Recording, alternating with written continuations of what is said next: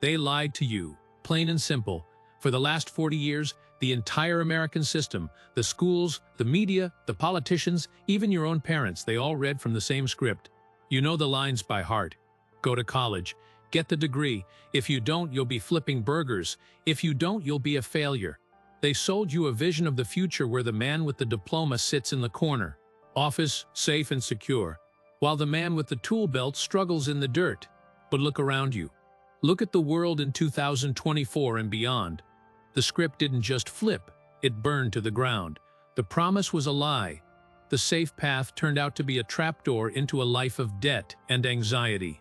Meanwhile, the people they told you to look down on, the plumbers, the electricians, the welders, the mechanics, they are the ones laughing all the way to the bank.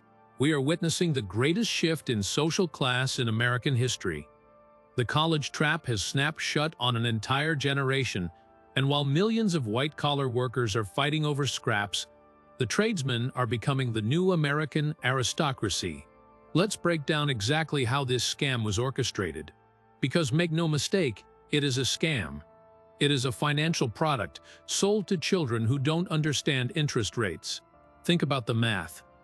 It's brutal.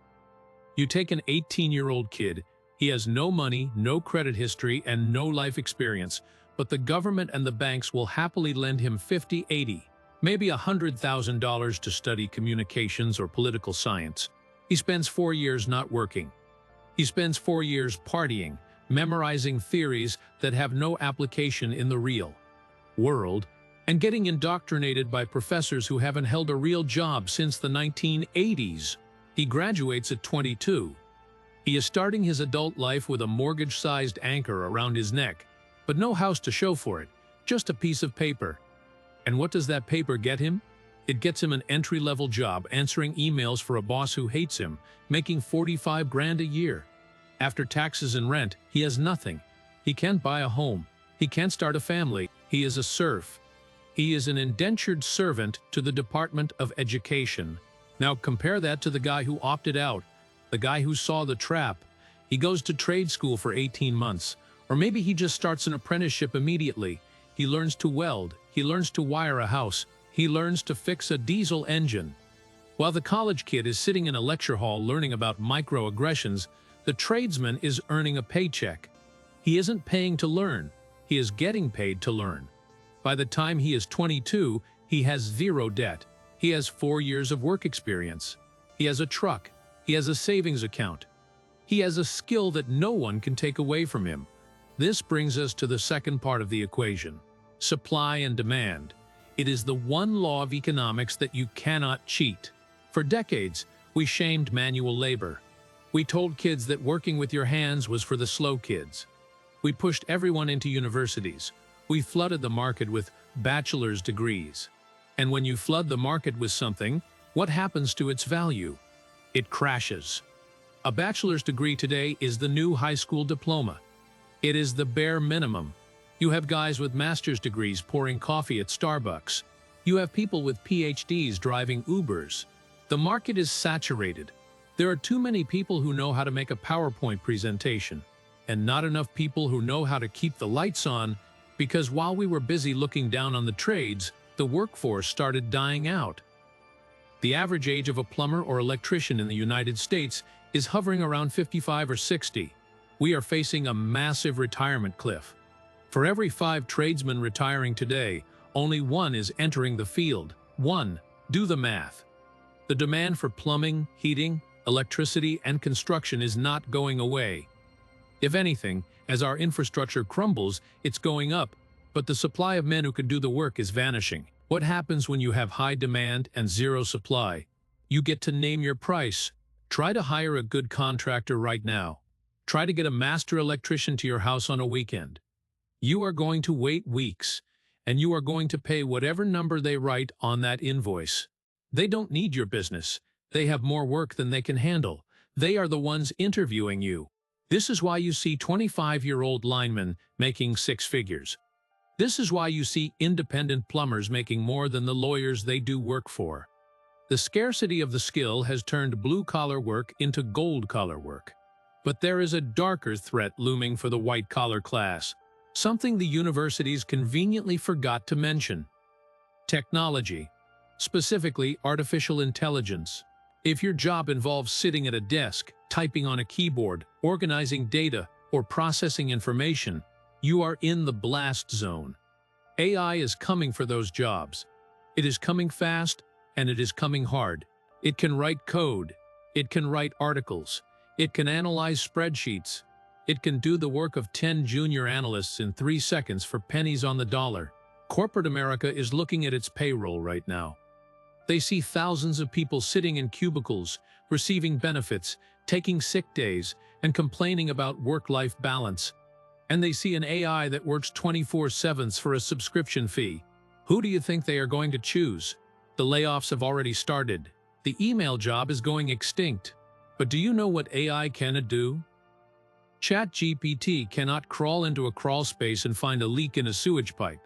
It cannot climb a utility pole in an ice storm to restore power. It cannot frame a house. It cannot pour concrete. It cannot fix the transmission on your truck. The physical world is messy. It is unpredictable.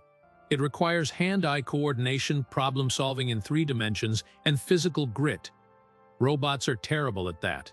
Men are good at that. The trades are the only jobs that are truly future-proof. You cannot outsource a plumber to India. You cannot replace a welder with an algorithm. As long as human beings live in houses and drive cars, we will need men with tools to fix them. And let's talk about the soul. Let's talk about what the college dream actually looks like on a Tuesday morning.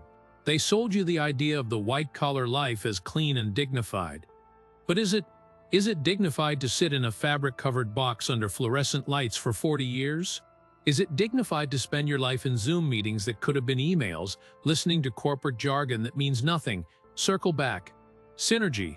Touch base. It's soul-crushing. It's a life of constant surveillance. HR is watching what you say. It is tracking your keystrokes. You have to ask another grown man for permission to go to the doctor or watch your kid's soccer game. You are a cog in a machine that doesn't care about you.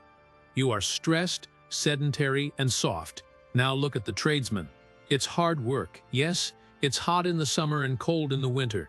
Your back might hurt, your hands will get dirty, but there is a satisfaction in it that a spreadsheet can never give you. You show up to a job site. There is a problem. You use your brain and your hands to fix it. At the end of the day, you can turn around, point at the building, and say, "I built that. I fixed that." It is real. It is tangible. There is a primal masculine pride in shaping the physical world. And the culture. The culture on a job site is one of the last places in America where men can still be men. You are judged on one thing: competence. Can you do the job? If you can, you're in. If you can't, you're out. There is no HR department policing your tone. There is camaraderie. There is banter. There is respect earned through action, not through office politics. But here is the real secret. The real reason the tradesmen are the new upper class isn't just the high wages, it's the business ownership. The ceiling in the trades is non-existent. You start as an apprentice, you become a journeyman, you become a master, but then you buy a van.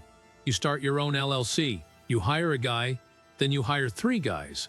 Suddenly, you aren't just a plumber, you own a plumbing company.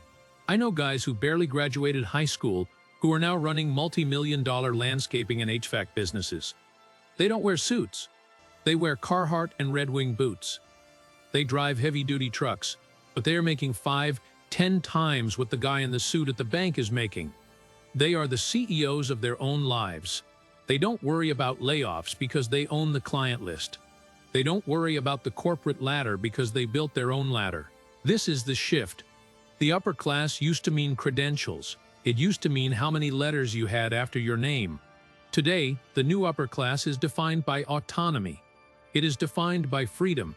Freedom from debt. Freedom from the cubicle. Freedom from the fear of being replaced by a computer program. So why does the lie persist? Why do parents still push their kids into universities that charge $50,000 a year? Status. It's pure ego. We have been brainwashed to believe that a degree is a status symbol. Parents want to put that bumper sticker on their car.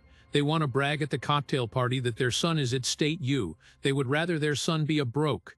depressed marketing assistant with a degree than a wealthy, happy electrician. They would rather see him struggle in a suit than succeed in work boots. It is a vanity metric, and it is a vanity that is bankrupting families. If you are listening to this and you feel stuck, maybe you are that guy with the degree who can't get ahead. Maybe you're young and wondering what to do. Maybe you're 35 and realize you hate your office job. It is not too late. The door is wide open. The college trap relies on your ego to keep you in line. It relies on you thinking that manual labor is beneath you. Get over it. Swallow your pride. Look at the bank accounts. The smartest guys in the room aren't the ones with the diplomas on the wall. The smartest guys are the ones who looked at the market, saw where the scarcity was, and went there. The system is rigged, yes, but the trades are the cheat code. They are the glitch in the matrix. They are the one place where merit still matters more than connections and where hard work still pays off in cash. Don't let them shame you out of a fortune. Don't let them shame you out of a life of freedom. The suits work for the boots now. The sooner you realize that, the sooner you can stop being a victim of the system and start being the master of it. The economy is changing. The dark truth is out. The degree is a receipt for a product that doesn't work. The trade is a passport to the new American dream. Make your choice. Stay in the trap, or pick up a tool and build your way out. The world is waiting for you to fix it, and it is ready to pay you a fortune to do it.